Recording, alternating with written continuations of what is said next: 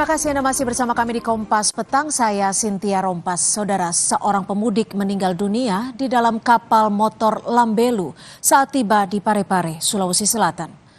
Jenazah korban langsung diturunkan di Pelabuhan Nusantara Kota Parepare, Sulawesi Selatan, Senin siang.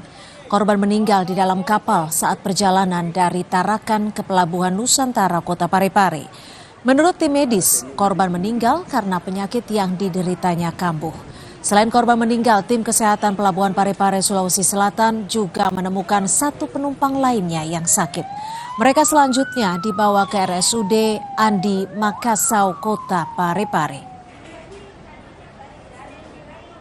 Lambelu tiba di Pelabuhan Parepare, pelabuhan asal dari Nunukan, Tarakan, dan Balikpapan.